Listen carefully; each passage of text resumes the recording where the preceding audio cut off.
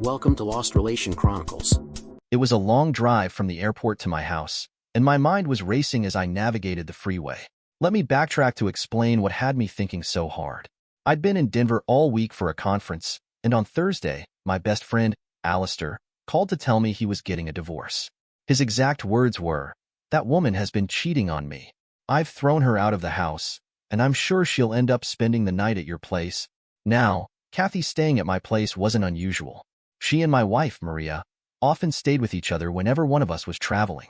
If I was away, Kathy would stay with Maria, and if Alistair was gone, it was the reverse. We were like four peas in a pod, friends since high school. The thought of either of us cheating on our spouses was unimaginable. I travel for work about 2 weeks each month, and although I try to bring Maria on trips whenever possible, it doesn't happen often. Realistically, I'm the one with the most chances to stray, but I haven't, not once. He told me that he decided to visit my house, where Kathy and Maria were staying, early in the morning to have breakfast with them, and upon reaching there he found a man having breakfast with the two of them. As he observed from the patio, he could see Kathy and the man being all amorous with each other. Maria was laughing and talking with the man as if he had been a friend all her life. The best part was that Kathy was sitting in the man's lap as they had breakfast, and he was dressed only in boxer shorts. Now, I am not a prude, if anything, but to hear that a man was sitting on my breakfast table in his boxer shorts when I was away was a little too liberal for me. I would not take kindly of it was Alistair, who I trust with my life, so taking this in my stride was very difficult, to say the least. But, before anything, I had to get the whole story. As I entered the house, I saw Kathy sitting in the living room watching television as if nothing was wrong. Maria was nowhere to be seen, but since her car was in the garage, I was sure she was home. "Hey Kathy, how are you?" I asked her as if I knew nothing about what had happened. "I'm all right. How was Trip?" "Maria is in the shower, and she should be down shortly." I sat down on the couch and took my shoes off. "How is Alistair?" "The a-hole has not called me the whole week. We were to play golf this weekend. Do you know if it is still on?" Kathy answered my question vaguely. "If he has not called to cancel it, I am sure it must still be on." Maria came down shortly and surveyed the situation before welcoming me and asking me if I wanted breakfast. As we went to the kitchen, Maria told me that Kathy and Alistair had a fight due to some misunderstanding and Kathy would be staying with us till Alistair came to his senses. "He better come to his senses," I said and whipped out my cell phone. I dialed Alistair and asked him to come over. He protested at first, but when I insisted, he agreed. You see, he has implicit faith in me too. After keeping the phone down, I finished the breakfast. Maria, meanwhile, had gone to the living room, and I could hear an animated discussion going on there. As I stepped into the living room, I could see that Kathy was on the verge of crying. Maria turned to me and said, "You should not have called Alistair. Kathy is not sure if she is sure to face him. It is not our place to meddle in their affairs." "I am not meddling in their affair. When you took Kathy in after Alistair threw her out, it was out of concern. What I am doing is also out of concern. After all, it is only a misunderstanding. I am sure that we will all be having a laugh about this before the day is over," I retorted. Just then, the doorbell rang and I opened the door and asked Alistair to come in. As he entered the living room, Maria and Kathy stood up. As we settled, I asked Alistair what the misunderstanding was. The only misunderstanding that I know of was in the mind of Kathy. Kathy misunderstood how I would react after learning that she has been hanging horns on me for about a year. Come on, don't be crazy. Kathy would never do such a deceitful, disgusting thing ever in her whole life. I was going to milk the occasion as much as I could. Kathy could use some comeuppance now. You remember how she reacted when you had a dance with the busty blonde when we were on vacation in Hawaii? Someone who has such low tolerance for a third party would never be a party to a cruel and hurtful thing. Moreover, I continued, Maria would nip it in the bud even if Kathy had such an idea. Maria would not just sit around and watch as your dreams are trampled and the lives of your children are set adrift on a leaky boat in a stormy sea. I turned to Kathy. "Why aren't you saying something?" Alistair interjected. "How will she say anything, Ben? I have evidence. I have photographs of her sitting on the lap of man wearing a boxer short." He took out his cell phone and showed me the first picture. "This is my house." I thundered for effect and turned towards Maria. "Will you let me know what misunderstanding has caused Alistair to throw Kathy out?" Maria stood quietly. She had no answer to offer. "Where were you while this was going on?" "She was right there, talking to them and serving them breakfast," Alistair informed. "And where was your stud?" I asked Maria. She gasped as her eyes widened. She suddenly realized my line of thinking and spoke up, "There is no one. Believe me, Ben, I have never ever been with another man. I could never cheat on you. I respect you too much and love you too much to do anything like this. It was only Kathy who used to have her lover over, and believe me that I protested. I could not rat on my best friend, so I kept quiet. I have no reasons to believe you. Even if I do believe you, why should I live with someone who condones such blatant disregard for marital vows? I looked at Kathy, who was crying hysterically, and then at Maria and said, I hope you have a third friend who is more accommodating because tonight neither of you are sleeping in this house. I am not saying that it is end of the line for my marriage, but it does look like it. Kathy, I hope and pray that Alistair never so much as looks at you again. He is young, and he will have no problem finding a suitable person to spend his life with. Even you will be able to find a man who believes in open marriage, if this stud of yours doesn't work out. Now, it was the turn of Maria to shed some tears. Alistair and I will be at the golf course till 4 in the evening. When we return, you better be gone, with this cheater. So, this is it? You would not even ask for the reason why I cheated? Kathy asked. Will it make any difference, Kathy? What is lost, and that is my trust in you and my trust in my ability to keep you happy. Do you really want to have a husband who will be checking on you every single moment of your life? I know you will say right now that you will not mind it, but in a few years when your guilt will be lesser, you will feel caged, and my mistrust would make you run away. Let's break it clean so that I can move on. Kathy and Maria stood speechless as we walked out. Maria must have been wondering what hit her.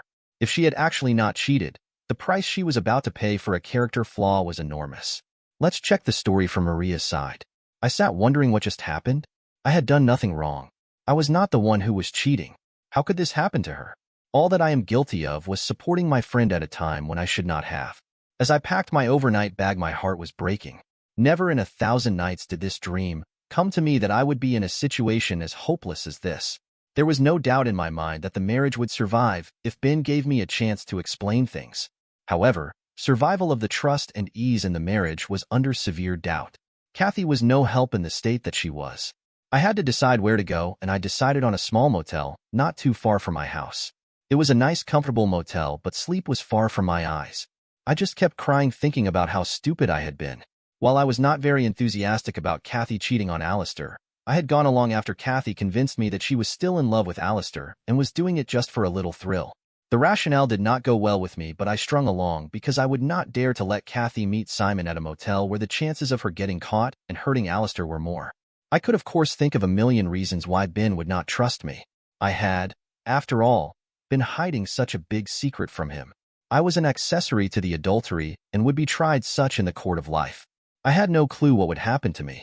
We have no children and Ben has no reason to stick with me if his faith is shaken. I know Ben better than anyone in this whole wide world. For him, words like loyalty, honor, love, promise are not just words. They are the basics on which a man's dignity rides. He would never give you a false word, and he would never deceive anyone. My straight as an arrow Ben would look at this incident as a betrayal of his belief in me, and also that of Alistair. In the morning, I tried calling Ben, but he never picked up the phone. For me, it was imperative that I got hold of him.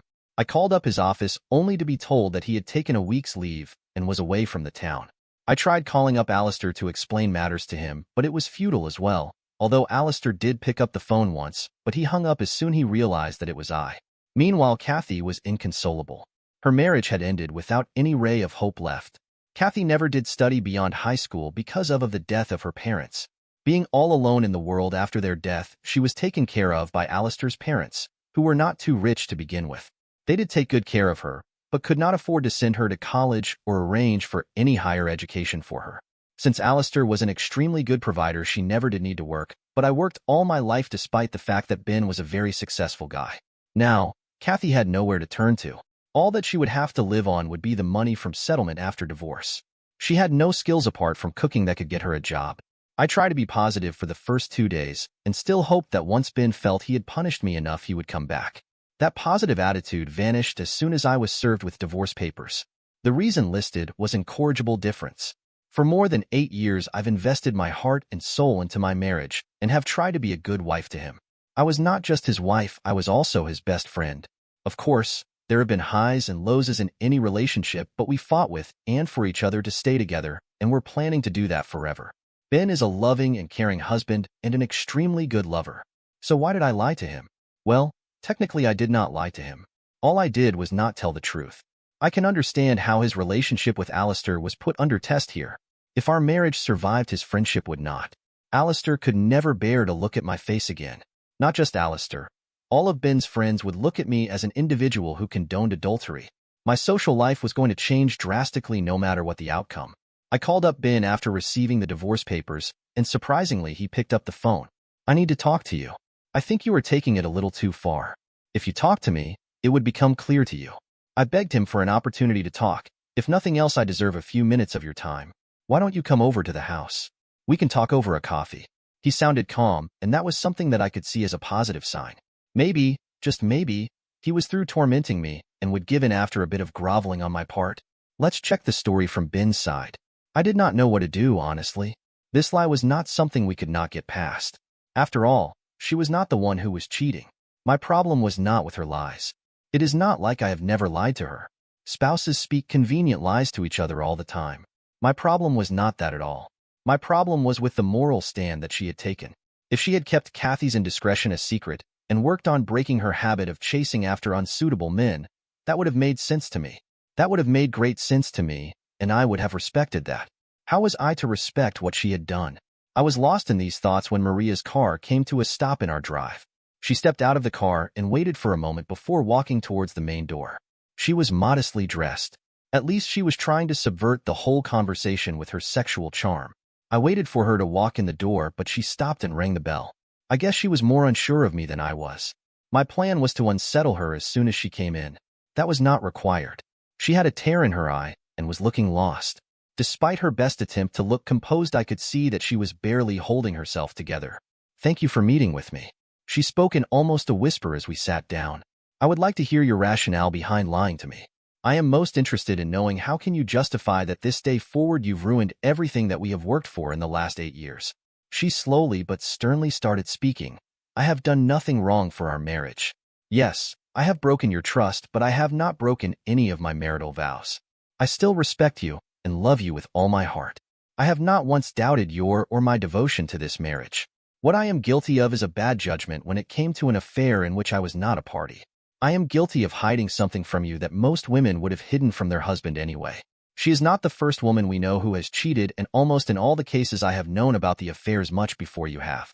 You never questioned why I did not disclose it to you as soon as I found out. You were just not into these things. She paused for a moment and then went on. I know this was different for you because Alistair is a very close friend of yours, but you have to realize that Kathy is a very close friend of mine. I have not condoned her affair, but I had to do something to keep this affair a secret while I tried to make Kathy see some sense. If she would have met her boyfriend at some motel, then the grapevine would have reached Alistair's ears, and I did not want that to happen. Whatever I was doing was the best course of action in my opinion. Had I known it would cost me so dearly, I would have left Kathy and her sordid affair alone. Despite all my efforts, I had not been able to break Kathy's affair. I guess Alistair did not satisfy her in the bed at all. That is what she said when I asked her why this was even necessary. She did promise me that when this affair would run its course, she would go back to being a faithful wife to Alistair. All that I wanted to do was save their marriage one way or the other. As she paused, I realized that, in her own way, she was trying to do what she supposed was best for Kathy and Alistair. My lack in faith was just that, my lack in faith. It was my faith that needed a reboot. I know what she did was wrong. She should have discussed it with me. She should have kept me in the loop. Was I ready to throw a perfectly good marriage over her half-baked idea about Kathy's affair? I don't think so. What I was sure of was a very pissed-off Alistair when I would tell him tomorrow that I was asking Maria to move back in. In his eyes, she was guilty by association. I'm not sure if I disagree with him. All I know is that I am way too selfish to let Maria slip away just to satisfy Alistair. I had asked, essentially, that Maria put out marriage ahead of her friendship with Kathy. Shouldn't I be doing the same by keeping our marriage ahead of my friendship with Alistair? I doubt that many of you would call Maria a culprit. She was a victim of her own botched-up design, but she was not a culprit by any stretch of imagination. Maybe this will come back to bite me in the butt, but I will be looking actively into that possibility. I am still not sure how loose her moral fibers have become in the push and pull of Kathy's affair. Dear listeners, please share your thoughts in the comments section below, and don't forget to like, share, and subscribe.